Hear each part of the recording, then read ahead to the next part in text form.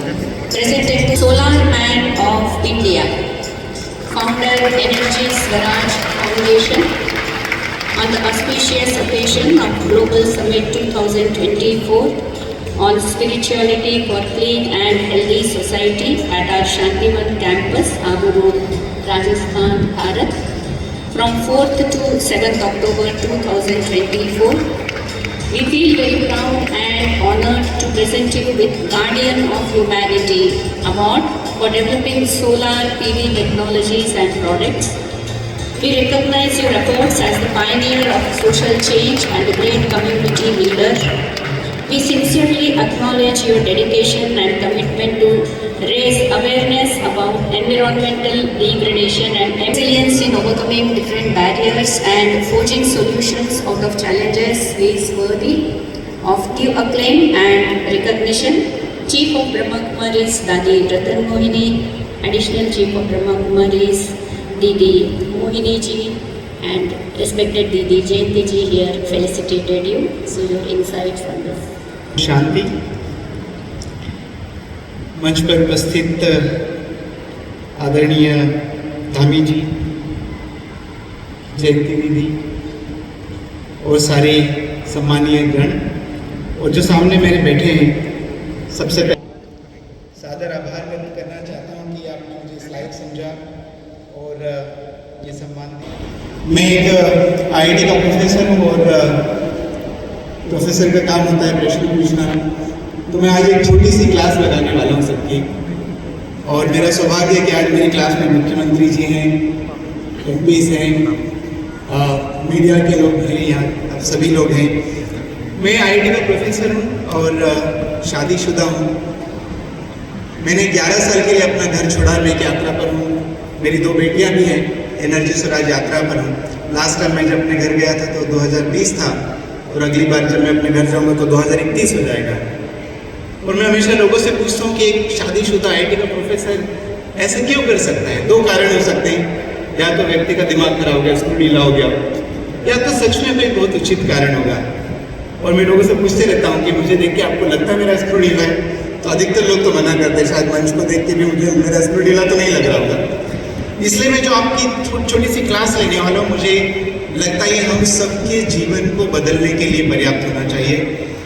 मुझे यात्रा करते हुए आज 1408वां दिन है। 1408 दिन से मैंने एक बस बनाई है। धामी जी आप जरूर आइए, अभी संजय भी आइए।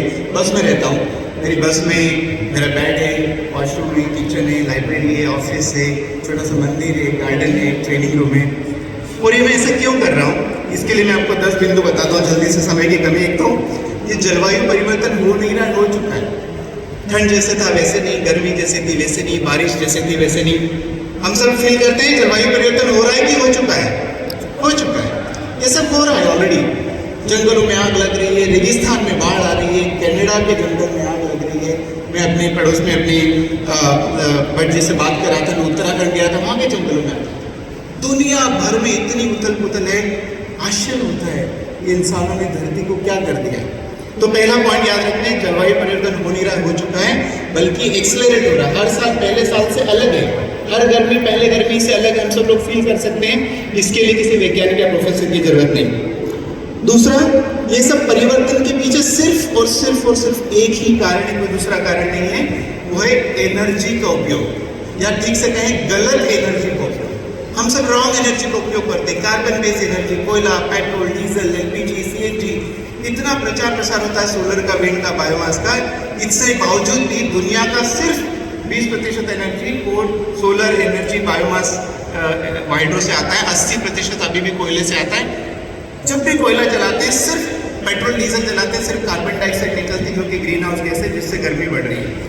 आज की तारीख में धरती के वातावरण में 52% एक्स्ट्रा कार्बन डाइऑक्साइड होगी। मतलब इंसान लोग इतने खतरनाक प्राणी हो गए इस धरती पर, हमने अपने वातावरण को 52% बदलना है, और ये हम सब कर रहे हैं।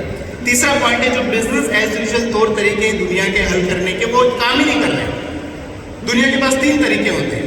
हम पॉलिसी बनाते हैं, कौन पॉलिसी बनाता है? राज्य बनाते हैं, सरकारें बनाती हैं, यूनाइटेड नेशन बनाता है। पेरिस एग्रीमेंट 2015 में साइन होते, 195 देशों ने साइन किया था कि सब लोग देश 2030 में अपना कार्बन एमिशन 45% कम कर लेंगे। ये 2015 में साइन हुआ तो मैं इतना खुश हुआ, 2016 में कार्बन एमिशन कम होगा, 17 में कम होगा, 18 में कम होगा। असलियत ये है कि हर साल कार्बन का उत्सर्जन पहले साल से ज़्यादा होते जा रहा है। तो 3 तरीके जो हमारी पॉलिसी बनाने के काम नहीं हो रहा है, टेक्नोलॉजी डेवलप करने का वो भी हम बहुत अच्छे से कर रहे हैं, चांद पे जा सकते हैं, मार्स पे मिशन ले जा सकते हैं, किसी के हृदय में प्रॉब्लम चेंज कर सकते हैं। तो क्या प्रॉब्लम कम हो रही है, स्लो हो रही? नहीं, हर साल बढ़ती जा रही है। मतलब टेक्नोलॉजी भी काम की नहीं है। वो तीसरा जो हम काम करते हैं, इकोनॉमिक ग्रोथ, आर्थिक प्रगति। भारत देश का जीडीपी 6 से 7% बढ़ रहा है, विश्व का जीडीपी 3 से 4% बढ़ रहा है। क्या प्रॉब्लम कम हो रही? नहीं, प्रॉब्लम हर साल बढ़ती जा रही है। तो इकोनॉमिक ग्रोथ, टेक्नोलॉजी बनाना और पॉलिसी बनाना, ये तीनों काम नहीं कर रहे हैं। मैं धार्मिक जी से विशेष आग्रह करना चाहूँगा कि जरूर इस बात को प्रधानमंत्री से, अपने देश के प्रधानमंत्री नहीं, विश्व के हर प्रधानमंत्री तक पहुँचाया जाए कि सामान्य तौर तरीके काम नहीं कर रहे। चौथा पॉइंट, किसने किया है? जलवायु परिवर्तन हो गया, पर किसने किया? कौन जिम्मेदार है? मैं लोगों से पूछता हूँ, पता है लोग क्या बोलते हैं? दीदी, में जब भी लोगों से पूछता बताओ क्लाइमेट चेंज किसने किया, तो पता क्या बोलते हैं? इंसानों ने किया, मैंने थोड़ी किया है। तो फिर मैं लोगों से पूछता, अच्छा आप इंसान हो क्या? आप इंसान हो ना, तो क्लाइमेट चेंज किसने किया है? फिर सुधर के बोलते हैं हमने किया। वो भी गलत है, हमने नहीं, क्योंकि जब हमने किया मतलब भगवान के भरोसे, मैंने किया है। हर उस व्यक्ति ने किया जो एनर्जी का उपयोग करता है, मटेरियल का उपयोग करता है, सीमेंट, कंक्रीट, रोड, ये सब कारण है। हम सब क्लाइमेट चेंज के जिम्मेदार हैं। 5वां पॉइंट, तो ठीक है, कब ठीक करेंगे? क्लाइमेट चेंज हो गया, ठीक कब करेंगे? आज और अभी करने की जरूरत है। बहुत सारी रिपोर्ट है, एक global warming of 1.5 degree centigrade जो बताती है हमें 1.5 डिग्री धरती का तापमान बढ़ गया तो इरिवर्सिबल चेंज होना चालू, अपरिवर्तनीय परिवर्तन। उसके बाद दुनिया की हर ताकत आप लगा देंगे तो भी उसको रिवर्स नहीं कर सकते, क्योंकि रबर को एक समय तक खींचा जाए तो टूटता नहीं है, ज़्यादा खींचा जाए तो टूट जाता है। इरिवर्सिबल चेंज होगा।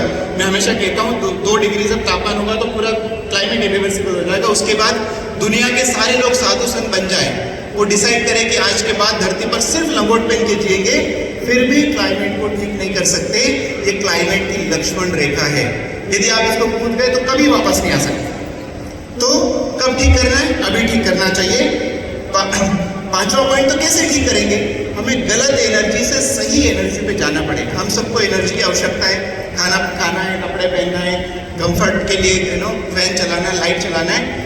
तो गलत एनर्जी से सही एनर्जी पर जाना पड़ेगा। ऐसी एनर्जी जो शाश्वत है, सत्य है, अनंत है, अथा है, वो है सोलर ऊर्जा।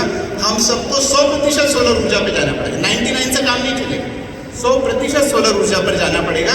जिस तरह से देश में हम कर रहे हैं प्रचार प्रसार, उससे काम नहीं होने वाला। इतनी गति से सोलर पे अपनाया तो भी काम नहीं होने वाला है, क्योंकि 1.5 डिग्री तक जाने के लिए मात्र 5-6 साल, 10 साल का समय बाकी है। 2 डिग्री के लिए 20-22-25 साल का समय बाकी है। तो ये राइट एनर्जी पे जाना पड़ेगा, पर ताबड़तोड़ जाना पड़ेगा। 7वां है, करना पड़ेगा। और इसमें मैं पूरे मंच का मैं ध्यान चाहता हूँ, रवि किशन जी आपका भी ध्यान चाहता हूँ। एक चीज़ जो दुनिया को समझ में नहीं आ रही, हमारा साइंस आगे बढ़ सकता है, टेक्नोलॉजी भी आगे बढ़ सकता है, इकोनॉमी भी आगे बढ़ सकता है। क्या धरती के साइज को बढ़ा सकते हैं? नहीं बढ़ा सकते। क्या धरती पे पानी बढ़ा सकते? नहीं। मिट्टी बढ़ा सकते? नहीं। खनिज बढ़ा सकते? कुछ नहीं बढ़ा सकते। पर इंसानों को लगता नहीं, प्रोडक्शन बढ़ना चाहिए, ग्रोथ होना चाहिए, जीडीपी बढ़ना चाहिए। जो धरती खुद फिक्स है बेचारी, जब से हम सारा सामान उसी से लेते हैं, जो खुद ही फिक्स है, हमारी बढ़ती हुई जरूरत को पूरा नहीं कर सकती। यदि हम करेंगे तो पछताना पड़ेगा और इसका भुगतान करना ही पड़ेगा। तो चूंकि धरती का साइज सीमित है, हमारी ज़रूरतों को सीमित करना चाहिए। मैं आईटी का प्रोफेसर हूँ, मेरे घर में फ्रिज नहीं है, गीज़र नहीं है, एसी नहीं है। मैंने कपड़ों पे प्रेस करना बंद कर दिया, इसलिए नहीं कि मैं अफोर्ड नहीं कर सकता, मेरे पास पैसे मैं कर सकता हूँ, मैं खरीद सकता हूँ। परंतु प्रश्न है, क्या नेचर इसको अफोर्ड कर सकती है? और उत्तर, नेचर नहीं कर सकती, क्योंकि नेचर में सब कुछ सीमित है, सब कुछ फिक्स है। 8वां है, हमने एक बार लिमिट करना सीखा, अपनी ज़रूरतों को कम करना सीखा, फिर लोकलाइज करना पड़ेगा, लोकल बनाना पड़ेगा। हम केंद्रीयकरण में लगे हो, जब भी केंद्रीयकरण होता है, सेंट्रलाइजेशन होता है, उसका रिजल्ट अनइक्वली डिस्ट्रीब्यूट होता है, इनइक्विटी बढ़ती है, असमानता बढ़ती है, अशांति बढ़ती है। इसलिए समाज में साइंस बढ़ रहा है, टेक्नोलॉजी बढ़ रहा है, परंतु क्या भाईचारा बढ़ रहा है? क्या लोगों के बीच में प्रेम भाव बढ़ रहा है? क्या हिंसा बढ़ रही है? यस, अभी बता रहे थे, हिंसा इतनी ज़्यादा बढ़ गई। क्यों? क्योंकि हम सेंट्रलाइज करते हैं, हमें डिसेंट्रलाइजेशन की जरूरत है। ये प्रकृति का नियम है।